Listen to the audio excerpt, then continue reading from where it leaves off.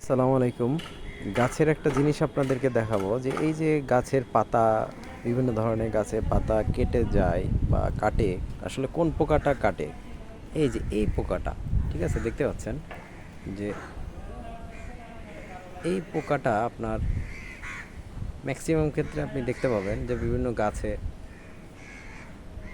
এই পোকাটা এই পোকাটাকে দেখতে পাবেন।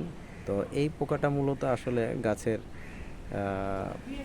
পাতা কেটে দেয় এবং পাতা খেয়ে ফেলে, দেখতে পাচ্ছেন।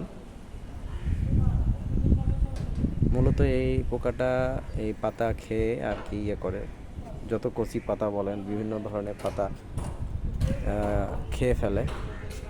যে- এই যে এই যে আরেকটা, এই দেখেন, আপনারা দেখতেই পাচ্ছেন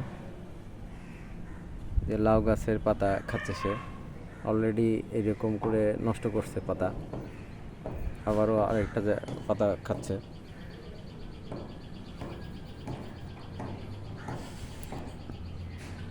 আমি এটাকে মেরে ফেললাম। আসলে প্রত্যেক দিন এভাবে কয়টা পোকাকে আপনি মারবেন? মারা তো সম্ভব না, এত পোকা, এরকম পোকা আসবে আর পাতা কাটবে। আরেকটা জিনিস, পিঁপড়া দেখেন, তা আমি দেখি পুরাডান ব্যবহার করব পিঁপড়ার জন্য। পুরাডান পিঁপড়ার জন্য খুব ভালো, পিঁপড়া গাছে ধরবে না, গাছে আসবে না। পুরাডান ব্যবহার করলে পিঁপড়া সাধারণত আসে না। তো আমি চেষ্টা করব আজকের ভিতরে পুরাডানটা দিয়ে দেওয়ার। এই যে পোকা,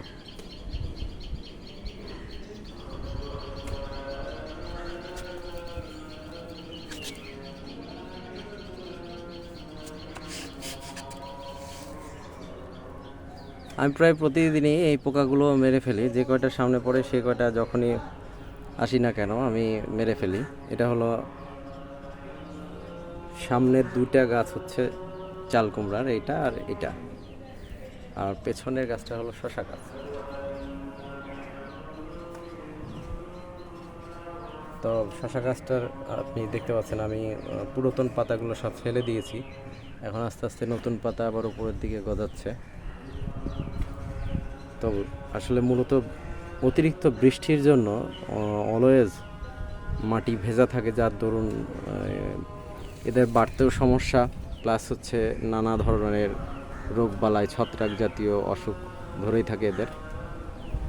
তো যখন রোদ সঠিকভাবে উঠবে এবং মাটিটা শুকনো থাকবে এবং খাবার পাবে, এই যে আরেকটা জিনিস, যে এই যে শিকড় দেখা যাচ্ছে, আসলে এই শিকড়টা হচ্ছে ভালো একদিক দিয়ে, এটা ঢেকে দিলে ওরা খাবারটা যে সংগ্রহ করবে সেটা করতে কষ্ট হয়। তো এই উপরে আমরা যে খাবারটা দিই, যেমন আমি এখানে দিয়েছি, আপনারা যে দেখতে পাচ্ছেন চায়ের পাতার যে ইয়েটা, নির্যাস পাতা, আমরা চা খাওয়ার পরে যে ইয়েটা বের হয়, চা পাতি যেটাকে বলি, সেই পাতিটা দিয়েছি। তো এখান থেকে ওরা খাবারটা সংগ্রহ করে। বিভিন্ন সময় আমি জৈব সার দিই, তো ওরা এই শিকড় দিয়ে আর কি খাবারটাকে সংগ্রহ করে, খুব তাড়াতাড়ি এরা এদের বৃদ্ধি হতে সহায়তা করে। তো দেখা যাক, সামনে আবার আসবো আপনাদের মাঝে। ভালো থাকবেন।